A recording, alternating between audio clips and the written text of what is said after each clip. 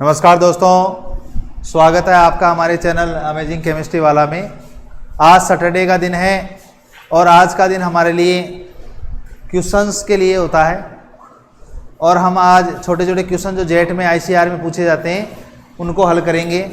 पीछे का जो आपने मैटर पढ़ा है उसमें आपको कितना आता है, कितना आपने सीखा, इन क्वेश्चंस के माध्यम से हम सीखेंगे कि भाई आपको कितना आ रहा है। यदि आप एक क्वेश्चन हल कर पाते हैं इसका अर्थ है आप सीख रहे हैं। तो आप भी रफ कॉपी ले लीजिए, पेन ले लीजिए और मेरे साथ साथ इनको हल कीजिए, जिससे कि आपको पता चले कि आपने कितना सीखा है। दोस्तों तो बढ़ते हैं हमारे क्वेश्चंस की ओर। पहला क्वेश्चन है हमारे पास, विटामिन B12। विटामिन B12 में कौन सी धातु पाई जाती है? तो दोस्तों हमारे पास ऑप्शन है फर्स्ट मैग्नीशियम। विटामिन B12 को साइनो कोबालेमिन भी बोलते हैं। इसका जो अदर नेम है वो है साइनो कोबालेमिन। यदि इसका हमें ये नाम याद है दोस्तों तो हम आसानी से इसका पता लगा सकते हैं कि इसमें कौन सी धातु है। साइनो कोबालेमिन, कोबाल मीन्स यहां पर क्या है, कोबाल्ट है दोस्तों। क्या है? कोबाल्ट। कोबाल्ट के कारण इसका नाम है साइनो कोबालेमिन। तो दोस्तों इस क्वेश्चन का आंसर है हमारे पास कोबाल्ट। अब आप देखिए पहला ऑप्शन क्यों नहीं आया, क्योंकि मैग्नीशियम कौन सा जो ये एलिमेंट है ये कौन से वर्णक में पाया जाता है? तो हम कहेंगे क्लोरोफिल में पाया जाता है दोस्तों। ये मैग्नीशियम किस में पाया जाता है? क्लोरोफिल के अंदर। पर्णहरित जिसको बोलते हैं, पत्तियों के अंदर जो हरापन होता है वो पर्णहरित के कारण होता है, जिसमें मैग्नीशियम पाया जाता है। आयरन जो है हमारी बॉडी के अंदर हीमोग्लोबिन आता है दोस्तों। हीमोग्लोबिन के अंदर आयरन पाया जाता है, हीमोग्लोबिन। और कॉपर आप जानते हैं साइटोक्रोम सिस्टम के अंदर काम में आता है। जो बायोलॉजी वाले स्टूडेंट है वो आसानी से समझ जाएंगे। हम अगले क्वेश्चन की ओर बढ़ते हैं। अगला क्वेश्चन है हमारे पास 1.7 ग्राम अमोनिया, NH3 जो है अमोनिया है, में मोलों की संख्या बताइए। तो दोस्तों एक मोल, कल आपको बताया था एक मोल में कितने ग्राम होते हैं? जितना उसका आणविक द्रव्यमान होता है उतने ही उसके एक मोल में द्रव्यमान पाया जाता है। तो NH3 का यदि हम देखें मोलर द्रव्यमान तो नाइट्रोजन 14 प्लस हाइड्रोजन 1 और यहाँ पर हाइड्रोजन कितने हैं दोस्तों? 3। तो टोटल होता है 17 ग्राम के अंदर एक मोल पाया जाता है। किसका दोस्तों? अमोनिया का। तो सीधा सा हमारे पास आंसर क्या आ जाएगा? 17 ग्राम यानी एक मोल में 17 ग्राम में एक मोल। इट मीन्स यहां पर हमारे पास 1.7 ग्राम में कितने मोल दोस्तों? 1/17 इंटू 1.7। यदि हम इसको हल करेंगे तो 10, 17 से 17 कट जाएगा और हमारे पास आंसर आ जाएगा 0.1 मोल। क्या आ जाएगा दोस्तों? 0.1 मोल। भाई सीधी सी गणित है, 17 ग्राम में एक मोल है दोस्तों। तो 17 ग्राम में एक मोल, तो 1.7 ग्राम में कितना मोल दोस्तों? 1.7/17 इंटू 1, तो आ जाएगा हमारे पास 0.1 मोल। यानी कि 17 ग्राम का ये कौन सा भाग है? 17 में हम कितने का भाग देंगे? 1.7 आएगा, 10 का भाग देंगे। कितने का? तो एक मोल का 10वां पार्ट यानी 10वां पार्ट देख लो आप, तो 0.10 आएगा दोस्तों। कितना आएगा? 0.1 या 0.10। नेक्स्ट अपन बात करते हैं दोस्तों, KClO3 में O2 का परसेंटेज निकालना है। तो कल दोस्तों हमने देखा था कि परसेंटेज कैसे निकालते हैं। परसेंटेज निकालना बहुत आसान होता है दोस्तों। जैसे हमारे मार्कशीट के अंदर जो नंबर आते हैं हिंदी के, अंग्रेजी की जो भी हैं, उनका भी हम परसेंटेज निकाल सकते हैं। और वो किस प्रकार से निकालेंगे दोस्तों, ये देखते हैं हम। हमारे पास है KClO3। तो दोस्तों परसेंटेज कैसे निकालते हैं? पहले इसका मोलर द्रव्यमान निकालिए। मोलर द्रव्यमान कैसे निकालेंगे? हमारे पोटेशियम का होता है 39 प्लस क्लोरीन का होता है 35.5 प्लस ऑक्सीजन का होता है दोस्तों 16।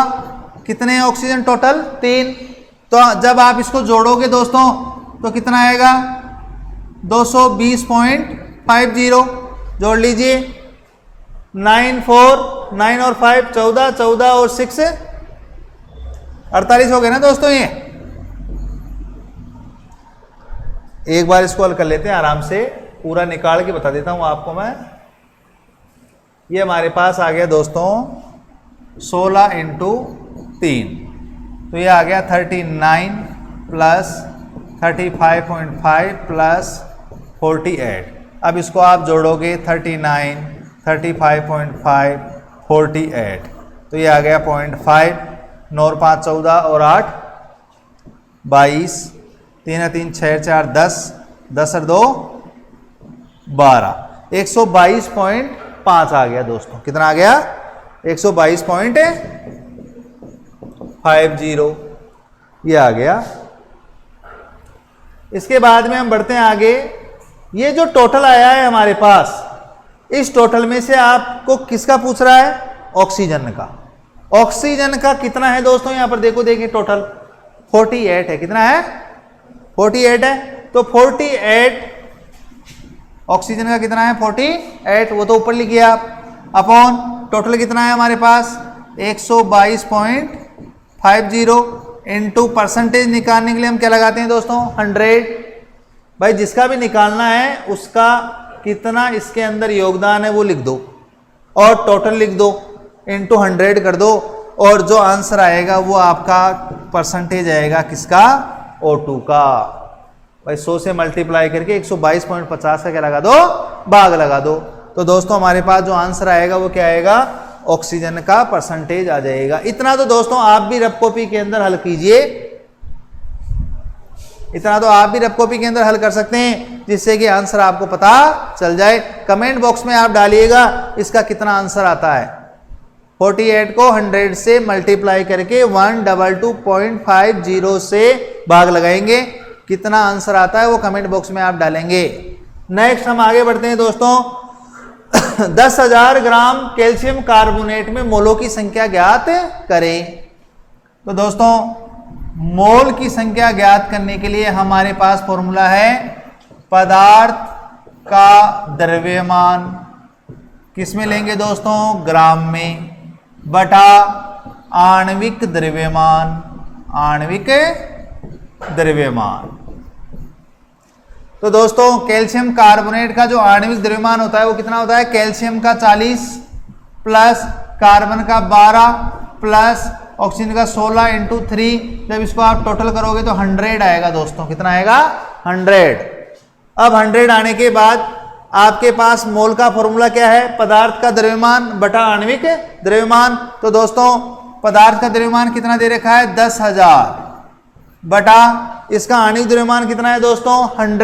100 से आप इसको डिवाइड कीजिए, हमारे पास आंसर आएगा 100 मोल। कितना आएगा दोस्तों? 100 मोल। बहुत इजी सवाल है। इसी प्रकार के सवाल आपको जेट में पूछे जाएंगे, ICR में पूछे जाएंगे, और यही सवाल हम हल नहीं करने के कारण, प्रैक्टिस नहीं करने के कारण उनको छोड़ देते हैं दोस्तों। नेक्स्ट हम आगे बढ़ते हैं। 32 ग्राम ऑक्सीजन का NTP पर आयतन ज्ञात करें। दोस्तों सबसे पहले आपको पता होना चाहिए NTP क्या है। NTP है normal temperature and pressure. Normal, T for temperature and P for pressure. Normal temperature and pressure पर किसी भी गैस का 1 मोल, किसी भी गैस का 1 मोल कितना आयतन रखता है दोस्तों? 22.4 लीटर। 22.4 लीटर रखता है। कल जो मैंने आपको कंसेप्ट समझाया था, मोल कंसेप्ट, उसके अंदर बताया था कि नॉर्मल टेम्परेचर एंड प्रेशर यानी कि NTP या STP पर किसी भी गैस का 1 मोल का आयतन 22.4 लीटर होता है। अब हमारे पास है ऑक्सीजन, O2। फॉर्मूला इसका पता होना चाहिए।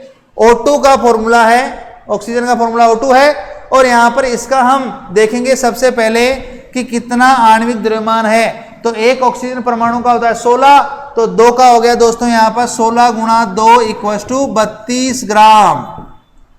ऑक्सीजन का यहां पर आणविक द्रव्यमान कितना है दोस्तों? 32 ग्राम है, और ये 32 ग्राम ही ऑक्सीजन का 1 मोल है। ऑक्सीजन का 1 मोल कितना है दोस्तों? 32 ग्राम। इट मीन्स यहां पर हमारे पास सवाल में कितना दे रखा है 32 ग्राम, यानी कि ऑक्सीजन के 32 ग्राम में कितने मोल हुए 1 मोल, और 1 मोल का एनटीपी पर आयतन कितना होता है दोस्तों 22.4 लीटर। इट मीन्स इस सवाल का जवाब कितना है दोस्तों 22.4 लीटर। तो इस प्रकार के इजी सवाल आप निकाल करके अपने जेट और आईसीआर और बीएचयू कंसेप्ट को और भी मजबूत बना सकते हैं। नेक्स्ट आगे बढ़ते हैं, 1 AMU का वैल्यू कितना होता है। 1 AMU, what is AMU? AMU जो है A for atomic, M for mass और U फॉर यूनिट, यानी कि एटॉमिक मास यूनिट। 1 AMU का आपको मैंने पिछले वीडियोज के अंदर वैल्यू बताया था, सीधा सीधा वैल्यू है दोस्तों 1.66 इंटू 10 की पावर -24 ग्राम। ये वैल्यू आपको साफ साफ दिखाई देगी दोस्तों 1.66 इंटू 10 की पावर -24 ग्राम। ये आपको याद आ रहा होगा, पिछले वीडियोज में मैंने ये बताया था। तो ये आशा करता हूं मैं ये वाला चीज, ये वाले क्वेश्चन 4, 5, 6 यानी 1, 2 से लेकर 6 तक आपको बिल्कुल समझ में आ गया होगा दोस्तों। आगे बढ़ते हैं, यूरिया का अणुसूत्र है हमारे पास NH2CONH2। ये यूरिया है दोस्तों। कोई भी स्टूडेंट जिसको यूरिया का IUPAC नाम पता है मुझे कमेंट बॉक्स में डालेगा कि यूरिया का IUPAC नाम क्या है, और फिर यदि सही नाम होता है तो कल मैं उसको बताऊंगा कि सही नाम क्या है। कई बार कंपटीशन में ICR जेट में पूछा जाता है यूरिया का IUPAC नाम क्या है। तो यूरिया जो है इसके अंदर प्रतिशत संगठन निकालना है दोस्तों। प्रतिशत संगठन का मतलब है यूरिया में नाइट्रोजन कितना परसेंटेज है, यूरिया में कार्बन कितना परसेंटेज है, यूरिया में हाइड्रोजन कितना परसेंटेज है, और यूरिया में ऑक्सीजन का कितना परसेंटेज है, ये निकालना है दोस्तों। तो अभी मैंने आपको निकाल के बताया था KClO3 का, वो कैसे। सबसे पहले आप यूरिया का क्या निकालिए, आणविक द्रव्यमान निकालिए, मोलिक्यूलर वेट यानी कि MW निकालिए। इसको निकालिए। नाइट्रोजन यहाँ पर कितने दोस्तों 2 है, एक नाइट्रोजन का 14, 2 का कितना हो गया 28, प्लस हाइड्रोजन का 1 होता है 4 है यहाँ पर 1 इंटू 4, प्लस कार्बन कितने दोस्तों 1, कितना होता है 1 का 12, और ऑक्सीजन कितने दोस्तों 1, और 1 का कितना होता है दोस्तों 16। नाइट्रोजन हो गया हमारे पास 2, कार्बन हो गया हमारे पास 1, ऑक्सीजन हमारे पास 1 हो गया, और हाइड्रोजन हो गए 4। इसको टोटल करेंगे 28 प्लस 4 प्लस 12 प्लस 16। तो जब आप इसको जोड़ोगे तो 8 और 4 12, 12 और 2 14, 14 और 6 20, 2 2 4, 4 1 5 और 1 6। 60 इसका मोलिक्यूलर वेट है दोस्तों। कितना है 60। अब आप सीधा सीधा सा यहाँ पर हमारे पास फॉर्मूला है कि जिसका हमें परसेंटेज निकालना होता है उसको ऊपर रखिए और उसमें टोटल का भाग लगाइए और 100 से मल्टीप्लाई कीजिए। तो यहाँ पर हमारे पास नाइट्रोजन है दोस्तों 28 ग्राम, 28 बटा कितना हो जाएगा दोस्तों 60 गुणा 100। इसको हल करेंगे हम, हल करने पर हमारे पास 1 0 से 1 0 कट जाएगा, और 2 से काटेंगे 5, और यहाँ पर आ जाएगा 3, और फिर यहाँ से 40 और 5 और 5 दूनी 10, 10 और 4 14, 140 आ गया दोस्तों बटा 3। इसको हल करेंगे 4 3 12, बचे हमारे पास कितने दोस्तों 2, 6.66%। यानी कि नाइट्रोजन का हमारे पास कितना परसेंटेज आया यूरिया के अंदर 46.66%। अब इसी प्रकार से दोस्तों आप हाइड्रोजन का निकाल सकते हैं। हाइड्रोजन हमारे पास कितना है, वही फॉर्मूला। हाइड्रोजन है हमारे पास यहाँ पर 4/60 इंटू 100, काट दो इसको 2 3, 20 के अंदर 3 से डिवाइड करो इसको 6.66% किसका है, हाइड्रोजन का। इसी प्रकार से आप ऑक्सीजन का भी निकाल सकते हो दोस्तों। ऑक्सीजन का है यहाँ पर टोटल 16/60 इंटू 100। 80 में आप 3 का भाग लगा दीजिए दोस्तों, कितना आ गया? 2, 6.66, 26.66 आ जाएगा। इसी प्रकार से दोस्तों कार्बन का निकाल सकते हैं। कार्बन का निकालने के लिए आप क्या करेंगे? कार्बन का कितना है? 12/60 इंटू 100, 20%। अब आप इसको जोड़ लीजिएगा दोस्तों। यदि आपके पास टोटल 100 आता है, इट मीन जो हमने निकाला है वो बिल्कुल सही है। तो इसको आप दोबारा अपनी रफ कॉपी के अंदर चेक करना और चेक करने के बाद इसको हल करना। आगे बढ़ते हैं हम दोस्तों। अणुभार एवं वाष्प घनत्वों में संबंध क्या है? तो इसको थोड़ा सा मैं मिटा देता हूं दोस्तों। यदि आप नोट करना चाहें नोट कर सकते हैं, और नहीं तो मैं इसको मिटा दूंगा। देखिए, अणुभार एवं वाष्प घनत्वों में संबंध क्या है दोस्तों? अणुभार जो होता है वो वाष्प घनत्व का दुगुना होता है, यानी कि संबंध है अणुभार बराबर 2 गुणा वाष्प घनत्व। बिल्कुल इसको याद कर लीजिए दोस्तों, बहुत बार एग्जाम में आता है। अणुभार जो है वो वाष्प घनत्व का दुगुना होता है। आ जाएगा दोस्तों सबको। नेक्स्ट आगे बढ़ते हैं दोस्तों। द्रव्यमान संरक्षण का नियम जो दिया गया था उसकी पुष्टि किसने की थी? किस प्रयोग के द्वारा पुष्टि की जाती है? तो लैंडोल्ट जो थे उन्होंने प्रयोग किया था AgNO3 प्लस NaCl के बीच में रिएक्शन करवा के AgCl प्लस NaNO3 ज्ञात किया था, और उन्होंने पाया था कि द्रव्यमान ना तो नष्ट होता है और ना ही उत्पन्न होता है। तो लैंडोल्ट ने प्रयोग करके इस नियम की पुष्टि की थी। तो बिल्कुल आपको समझ में आ गया होगा दोस्तों। आगे बढ़ते हैं।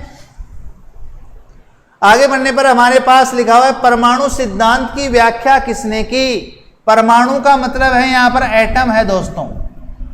क्या है? एटम। यानी कि परमाणु सिद्धांत किसने दिया था दोस्तों? डाल्टन ने दिया था।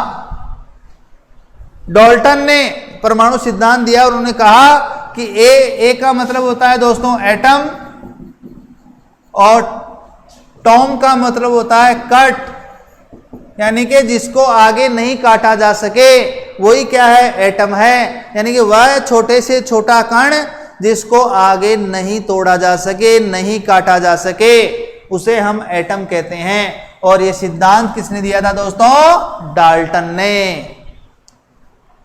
आगे बढ़ते हैं दोस्तों। 11th क्वेश्चन में निम्न समीकरण को संतुलित कीजिए। संतुलित करना आपको बताया था हिट एंड ट्रायल मेथड से। 10th क्लास की बुक के अंदर ये लिखा हुआ है हिट एंड ट्रायल मेथड, उससे हम संतुलित करते हैं दोस्तों। तो पहला हमारे पास है C + CO2 = CO। तो आप सबसे पहले देखिए दोस्तों, कार्बन यहाँ पर 1 और 2 है, और यहाँ पर कितने हैं दोस्तों? 1 है। तो यहाँ पर आप कितने लगा दीजिए? 2। और अब चेक कीजिए, यहाँ पर कार्बन 2, इधर भी 2, ऑक्सीजन यहाँ पर 2 है, यहाँ भी 2 है। इट मीन्स ये क्या हो गया? संतुलित हो गया। आगे बढ़ते हैं दोस्तों। इसके अंदर C6H6, बताइए ये क्या चीज है? कमेंट बॉक्स में आप डालिएगा ये क्या चीज है। C6H6 बहुत फेमस चीज है, मैं आपको बता देता हूं, ये बेंजीन है दोस्तों। क्या है? Benzene. Plus O2 = CO2 plus water. अब आप यहां पर देखिए दोस्तों, यहां पर कार्बन है 6 और यहां पर है 1, तो आप यहां पर 6 लगाइए दोस्तों। यहां पर आप 6 लगा लीजिए। अब आपके पास कार्बन इधर भी 6 है और इधर भी 6 है। आगे बढ़ते हैं दोस्तों। अब हाइड्रोजन के अंदर हाइड्रोजन यहां पर 6 है और यहां पर कितने दोस्तों? 2 हैं, तो आप यहां पर 3 लगा दीजिए। तो यहां पर ऑक्सीजन हाइड्रोजन भी कितने हो गए? 6।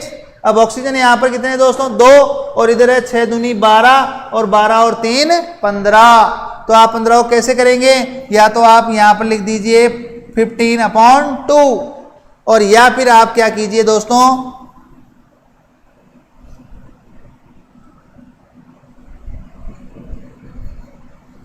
यहां पर या तो आप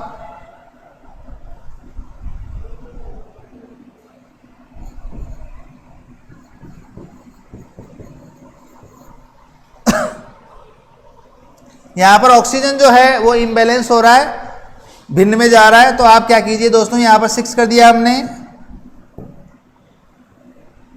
6 और यहां पर हमने कर दिया 3, लेकिन 6 दूनी 12 और 3 15 चल रहा है ऑक्सीजन, इसलिए आप क्या करें, इसको 2 से मल्टीप्लाई कर दें, सारे समीकरणों क्या कर दें 2 से मल्टीप्लाई कर दें, तो हमारे पास मल्टीप्लाई करने पर क्या आएगा 2 और यहां पर 15/2 था दोस्तों, तो यहां पर 15 आ जाएगा, यहां पर क्या आ जाएगा 15 O2 और ये आ जाएगा दोस्तों हमारे पास 6 था तो 12 हो जाएगा और ये 3 है दोस्तों, तो ये आ जाएगा हमारे पास 6। अब आप चेक कीजिए इसको, तो 12 कार्बन है, इधर भी 12 कार्बन है। नेक्स्ट यहां पर चलते हैं, 6 दूनी 12, 12 ही क्या है हाइड्रोजन, 15 दूना 30, तो 12 दूना 24 और 6 30 ऑक्सीजन। बताइए ये बैलेंस हुआ कि नहीं? आप इसको क्या कीजिएगा, पहले कार्बन को, फिर हाइड्रोजन को, फिर ऑक्सीजन को। ऑक्सीजन यहाँ पर 15 है, तो जब 15/2 लिखेंगे तो 15 हो जाएगा ये, लेकिन आप 15/2 नहीं लिख सकते, इसलिए आप टोटल सभी को क्या कर देना 2 से मल्टीप्लाई कर देना। तो जब 15/2 को 2 से मल्टीप्लाई करेंगे तो वो 15 ही हो जाएगा दोस्तों। कितना हो जाएगा 15, और सारा जो समीकरण है वो 2 से मल्टीप्लाई हो जाएगा। नेक्स्ट आगे बढ़ते हैं दोस्तों, द्रव्यमान संख्या किसे कहते हैं? द्रव्यमान संख्या क्या होती है? कोई भी परमाणु जो होता है उसमें प्रोटॉन और न्यूट्रॉन की संख्या का योग ही क्या है? द्रव्यमान संख्या है। यानी कि द्रव्यमान संख्या को हम ए से डिनोट करते हैं, जो क्या है प्रोटॉन की संख्या प्लस न्यूट्रॉन की संख्या। जैसे एग्जांपल हमारे पास है, कार्बन में 6 प्रोटॉन और 12 इसका द्रव्यमान संख्या। इट मीन्स कार्बन के अंदर 6 तो प्रोटॉन है दोस्तों और 6 इसमें क्या है न्यूट्रॉन है, इसीलिए हमारे पास योग कितना आया है इसका 12 आया है। ये जो चीज है 12, ये क्या चीज है दोस्तों, यहां पर ये है ए यानी कि द्रव्यमान संख्या, और 6 क्या है दोस्तों प्रोटॉन यानी कि पी है दोस्तों। इसको जेड से भी दिखा सकते हैं, आप जेड भी लिख सकते हैं यहां पर भी आप क्या लिख सकते हैं दोस्तों जेड। और ए में से यदि आप जेड निकालते हैं यानी 12 में से 6 निकालेंगे तो क्या बच जाएगा न्यूट्रॉन, और न्यूट्रॉन कितना है दोस्तों यहां पर 6 है, तो 6 प्रोटॉन 6 न्यूट्रॉन, इट मींस 12 इसकी क्या है द्रव्यमान संख्या है। तो प्रोटॉन प्लस न्यूट्रॉन की संख्या ही क्या है दोस्तों द्रव्यमान संख्या। अब आगे बढ़ते हैं दोस्तों हम अगले सवाल की ओर।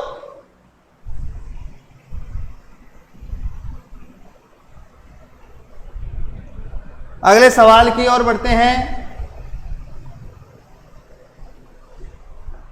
सोडियम को परमाणु क्रमांक, सोडियम का परमाणु क्रमांक व द्रव्यमान संख्या सहित प्रदर्शित कीजिए। तो सोडियम का फॉर्मूला है दोस्तों Na, यही है क्या Na इसका फॉर्मूला है, और 11 इसका क्या है दोस्तों परमाणु क्रमांक, और द्रव्यमान संख्या है इसका 23। ये इसका प्रदर्शन हो गया दोस्तों, सोडियम का क्या हो गया ये प्रदर्शन। नेक्स्ट आगे बढ़ते हैं, 44 ग्राम CO2 में मोलों की संख्या व अणुओं की संख्या ज्ञात करें। यहां पर 44 ग्राम CO2 है दोस्तों, तो आप इसके अंदर सबसे पहले देखिए CO2 का अणु भार कितना है, आणविक द्रव्यमान कितना है, मोलर द्रव्यमान कितना है। तो 12 कार्बन का प्लस 16 गुणा 2 ऑक्सीजन का, टोटल हो गया हमारे पास 44 ग्राम। 44 ग्राम के अंदर कितने मोल होंगे दोस्तों 1 मोल। 1 मोल तो हो गया CO2, और अणुओं की संख्या कल मैंने आपको बताया था 1 मोल किसी का भी होता है तो उसमें कितने अणु परमाणु या आयन होते हैं अवोगाद्रो संख्या के बराबर, जो क्या है 6.023 इंटू 10 की पावर 23।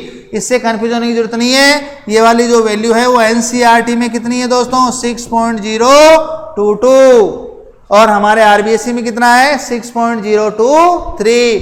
तो समझ में आ गया दोस्तों कि 1 मोल में कितने अणु परमाणु आयन होते हैं अवोगाद्रो संख्या के बराबर।